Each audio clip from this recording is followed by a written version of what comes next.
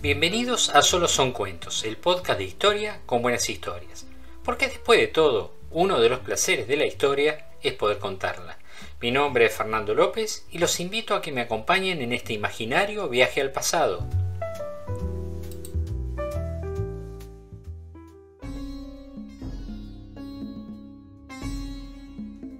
Queridísimo amigo, ha transcurrido bastante tiempo desde la última vez que te escribí y he hecho bastante camino durante este tiempo. Lo primero que te diré es que he realizado satisfactoriamente el paseo que inicié cuando te mandé la última carta. Esta excursión se hubiera considerado sumamente audaz para un hombre joven y robusto, y el hecho de que una mujer de mi edad la emprendiera podía calificarse de pura y simple locura. Mi éxito, sin embargo, ha sido completo, aunque si me ofrecieran 1 millón para que repitiese la aventura en las mismas condiciones, creo que lo rechazaría. Te daré los detalles de mi viaje un poco más adelante, cuando pueda hacértelo llegar por una vía que me ofrezca garantías contra las indiscreciones oficiales y de otro tipo. De momento, confórmate con saber que llegué a Lhasa hecha un auténtico esqueleto. Este es un fragmento de una carta que Alexandra David Neal envió a su esposo desde la ciudad prohibida de Lhasa en febrero de 1924. Se había convertido en la primera persona occidental en penetrar en aquel sitio que ella llamaba la Roma de los Lamas. Pero vamos a conocer un poco más a esta mujer excepcional que recorrió medio mundo y nos legó alrededor de 30 libros.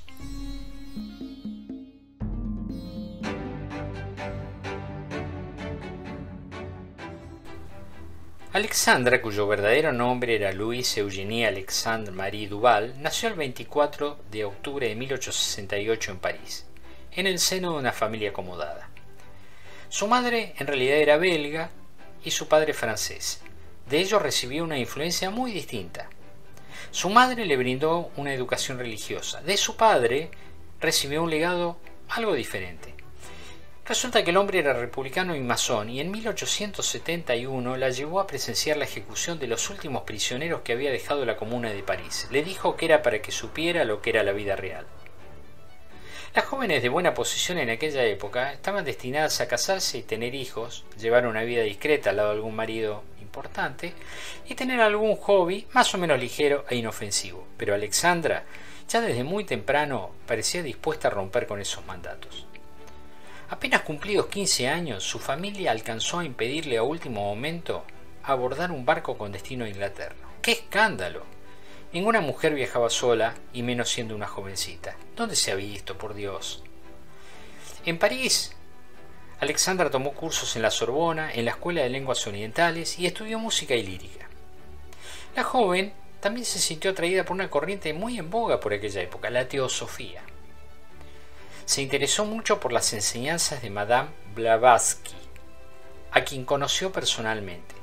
La sociedad teosófica estaba dedicada al estudio y la práctica del espiritismo, el ocultismo, el orientalismo, el islamismo y las religiones comparadas. Alexandra se convirtió en miembro de la sociedad teosófica y desde aquel momento mostró un profundo interés por el budismo y las religiones orientales. Pero no era este su único interés. Imaginamos que bajo las enseñanzas de su padre se convirtió en seguidora del anarquista Eliseo Reclus, geógrafo y miembro de la Primera Internacional. E incluso llegó a escribir un libro sobre el anarquismo que el mismo Reclus prologó. Para desesperación de su pobre madre, la inquieta joven no paraba un minuto en casa. Ya antes de cumplir los 25 años, había viajado a la India, a Túnez y recorrido España en bicicleta. ¿Ustedes creen que aquí se detuvo? Recobremos el aliento para seguir a esta joven incansable.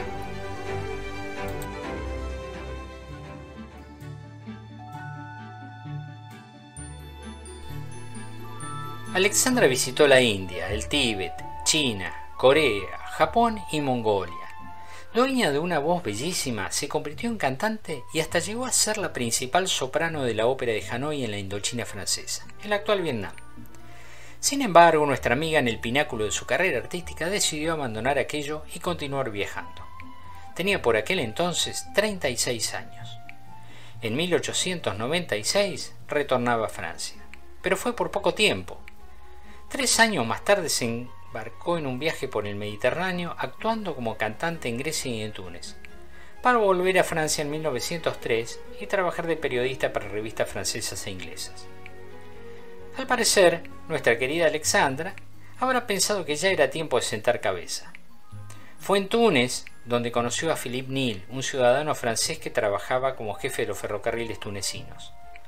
Alejandra y Philippe se casaron en agosto de 1904. Como ustedes podrán imaginar, la pareja no resistió demasiado. En 1911 Alexandra comenzó a sentir que la vida familiar no era lo suyo. En aquel momento estudiaba el Corán y profesaba la religión islámica. Tenía 43 años y estaba inmersa en una crisis. Le dijo a su marido que necesitaba tomarse un tiempo para viajar, que estaría afuera apenas unos pocos meses. Quería visitar la India por segunda vez, así que hechos los preparativos del viaje, despedidas y pasaportes, partió nuestra querida amiga prometiendo volver muy pronto. Alexandra y Philippe conformaban un matrimonio muy poco convencional. Si bien la pareja formal no resistió la separación, mantuvieron un extenso, respetuoso y cálido intercambio por cartas. En aquellas cartas quedaba muy clara la diferencia de carácter que hacía imposible la convivencia, pero también constituyen un tesoro y un legado pleno de relatos detallados de paisajes, aventuras y vivencias. Esta riquísima y extensa correspondencia se extendió hasta el año 1941, en que falleció Philippe, para profunda consternación de Alejandra. Pasarían 14 años todavía para que volviera a poner los pies en Europa. Apuremos el paso, que se va el barco y perdemos a nuestra compañera.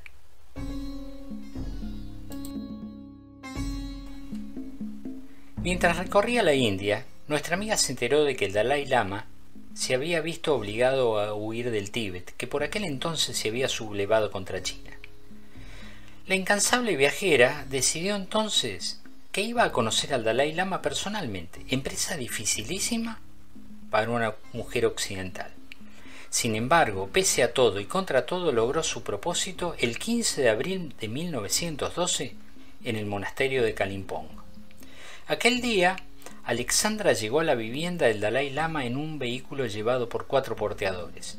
La vista de una mujer europea camino del monasterio despertó la curiosidad de los vecinos del lugar, que salían a la puerta para observarla. Alexandra mantuvo una entrevista privada con el Dalai Lama, convirtiéndose así en la primera mujer occidental en conocerlo en persona. La visita duró 45 minutos, una verdadera hazaña. Sus impresiones quedaron reflejadas en una carta enviada a su esposo, en la que refiere los detalles de su visita al Papa Amarillo, como ella lo denominó. Es por aquellos días cuando proyecta visitar Lhasa. Solo había un pequeño, muy pequeño inconveniente. Los occidentales tenían prohibida la entrada a Lhasa con promesa de muerte.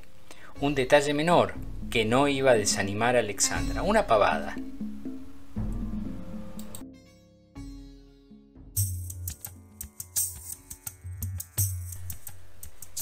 La proeza más notable y más conocida de Alexandra fue la que la convirtió en la primera persona del mundo occidental en ingresar a la ciudad prohibida de Lhasa en el Tíbet.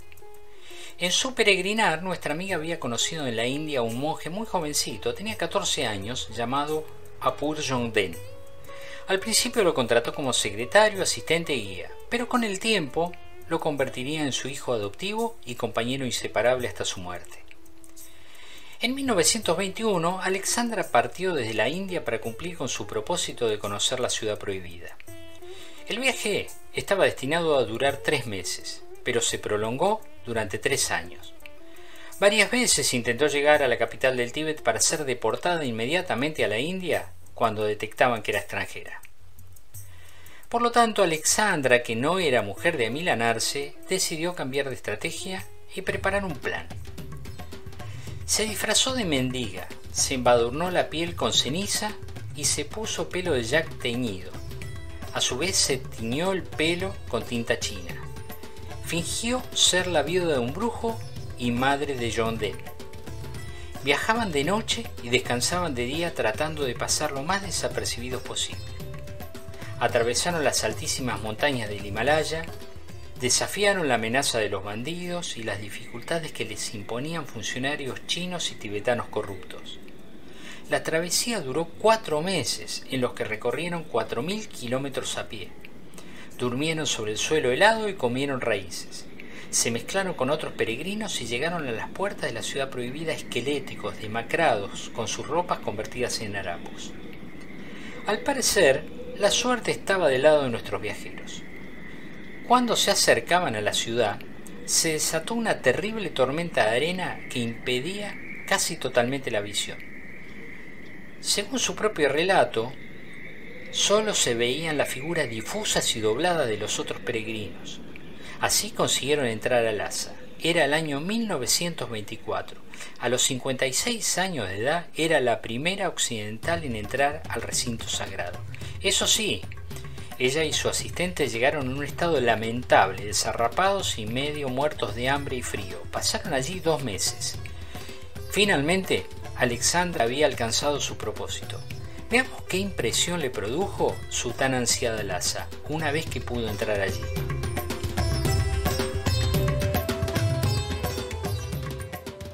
Planeo marcharme de Lhasa en breve.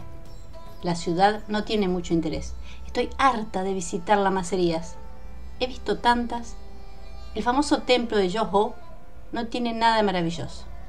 La decoración interior del palacio del Dalai Lama, muy lujosa en algunas estancias, es toda de estilo chino, pero no tiene nada particularmente especial. En la ciudad, los comerciantes exponen montones de cacerolas de aluminio como si fueran objetos exóticos. Resulta más bien desconcertante. De todas formas, Lhasa no despertaba en mí ninguna curiosidad. He venido porque se encontraba en mi camino y también porque es un juego muy parisien para aquellos a los que se les prohíbe entrar.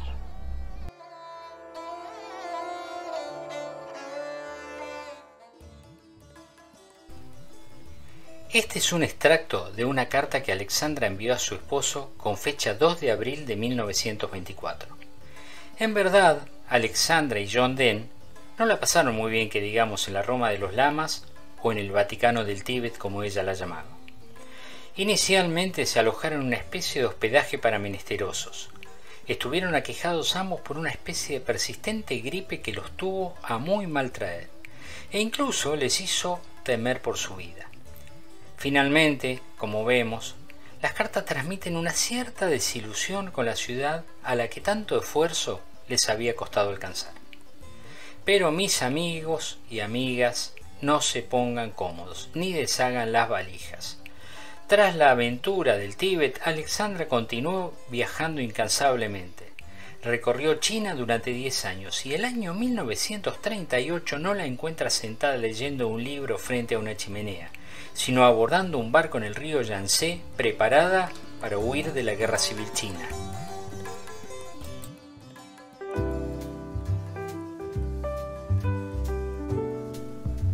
Cuando Alexandra regresó a Europa tras la Segunda Guerra Mundial, en 1946, ya era toda una celebridad. Había sido tapa del Times, recibió la Medalla Honor de la Sociedad Geográfica de París y la Legión de Honor. Y no era para menos. Ningún occidental había podido ingresar a la ciudad prohibida de Lhasa hasta aquel momento. Finalmente nuestra querida viajera pareció asentarse al pie de los Alpes franceses. Allí se dedicó a escribir, a recibir personalidades y al estudio del budismo. A lo largo de su extensa y riquísima vida, Alexandra fue viajera incansable, periodista y cantante. Y como si esto fuera poco, nuestra amiga había vivido durante 2 años y medio en el monasterio tibetano de Kumbun, del que fue nombrada Lama, bajo el nombre de Lámpara de Sabiduría. Allí estudió y tradujo antiguos manuscritos budistas. Esta extraordinaria mujer nos legó más de 30 libros, pero no solo de viajes, sino también de religiones orientales, budismo y espiritualidad. Cuando cumplió los 100 años, corrió a renovar el pasaporte. Por las dudas, dijo, una nunca sabe. Alexandra falleció el 8 de septiembre de 1969. Tenía 101 años. Sus cenizas fueron esparcidas juntas con las de su hijo adoptivo John Den, quien había muerto 14 años antes que ella. Si el tema les interesó, hay un par de libros interesantísimos y muy entretenidos. Diarios de viaje, Cartas desde la India, China y Tíbet es una colección de cartas enviadas por Alexandra a su esposo y compiladas por su secretaria Marie-Madeleine Peyronet. no tiene desperdicio, es muy entretenido. Por otra parte también está Mi viaje a Lhasa, que es una edición ilustrada con fotografías, también imperdible. Hasta aquí llegamos hoy en nuestras aventuras junto a Alexandra David Nil. Si la historia te gustó, dale like, suscríbete al canal y mándame tus sugerencias.